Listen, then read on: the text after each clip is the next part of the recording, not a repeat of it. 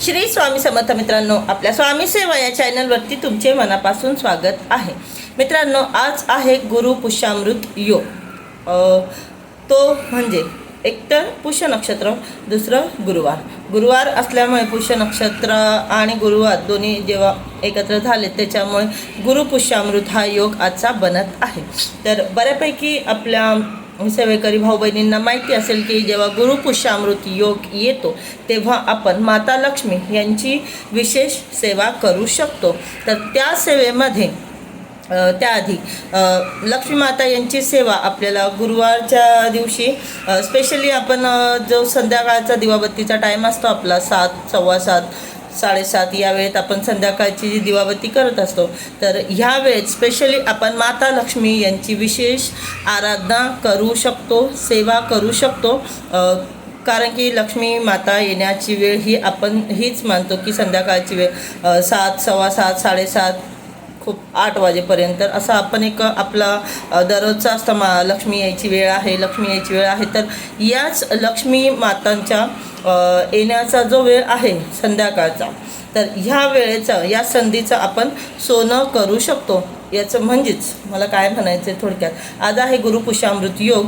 तर बघा, दर गुरुवारी आपण विष्णूजी यांच्या सेवा करत असतो। कोणी विष्णूजींच्या सेवा करत असतील तर कोणी स्वामी समर्थ महाराज किंवा कोणी साईबाबा किंवा कोणी गजानन महाराज यांच्या सेवा करत असतील।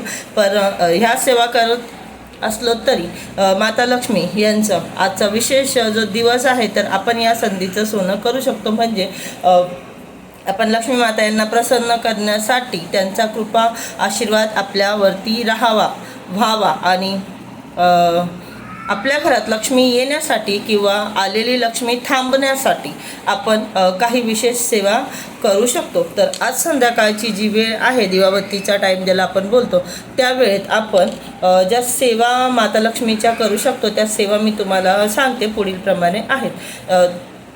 आपल्याला जर पाठ मांडायचा असेल तर आपण पाठ मांडून सुद्धा या सेवा करू शकतो। जर पाठ मांडायचा नसेल तर आपल्या देवघरामध्ये माता लक्ष्मी यांचा फोटो किंवा मूर्ती काही ना काही नक्कीच आपण स्थापित केलेलं असतंच। तर आपल्याला जर जमत नसेल पाठ मांडायला तर आपण पाठ नाही मांडला तरी पण चालेल। ज्या आपल्या दररोजच्या नित्य सेवा आहेत किंवा आपल्या गुरुवारच्या ज्या सेवा आहेत ह्या एकतर आपण जी मी सेवा तुम्हाला आता सांगणार आहे लक्ष्मी माताची, त्या सेवा केल्याच्या नंतर किंवा करण्याच्या आधीसुद्धा आपण या सेवा करू शकतो। तर ते जे सेवा आहेत त्या म्हणजे सगळ्यात मेन कणकधारा स्तोत्रम हे आपण 16 वेळा वाचू शकतो। 16 वेळा जर नाही जमलं तर आपल्याला 1 वेळा, 3 वेळा आपल्या वेळेच्या हिशोबाने, आपल्या क्षमतेच्या हिशोबाने आपण कणकधारा स्तोत्राचं पठण करायचं आहे।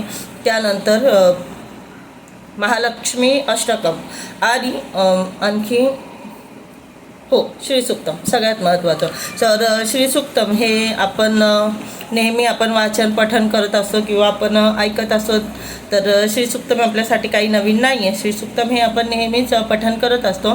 कणकधारासुद्धा तसंच आहे, पण कणकधारा थोडंसं संस्कृतमध्ये असल्यामुळे वाचनाला थोडं हार्ड जातं।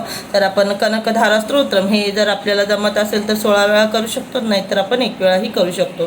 तर अशा प्रकारे आपण लक्ष्मी माता यांच्या सेवा करू शकतो। या व्यतिरिक्त जर का आपल्याला कुंकुमार्चन ही सेवा करायची असेल माता लक्ष्मीची तर आपण ती सुद्धा करू शकतो। तर मित्रांनो, ही आजची स्पेशल माहिती होती। इतर सेवा तर आपण करतो स्वामींच्या वगैरे, आणखी आपले जे महाराज आहेत त्यांच्या, दत्तगुरू यांच्या, पण त्यासोबत आपण आज लक्ष्मी माताच्याही सेवा करू शकतो आणि लक्ष्मी माता यांना आपल्या कुटुंबावरती त्यांचा कृपा आशीर्वाद ठेवा अशी विनंती करू शकतो। आणि जी लक्ष्मी आपल्या घरात आहे ती स्थिर नांदावी किंवा आमच्या घरात लक्ष्मी माता याव्यात अशी आपण त्यांना विनंती करू शकतो।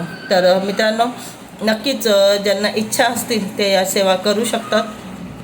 माहिती आवडली असेल तर व्हिडिओला लाईक करा, कमेंट करा, शेअर करा, फॉलो करा। यूट्यूबवरती बघत असाल तर सबस्क्राईब नक्कीच करा। आपण भेटूया आपल्या पुढच्या व्हिडिओ। श्री स्वामी समर्थ मित्रांनो।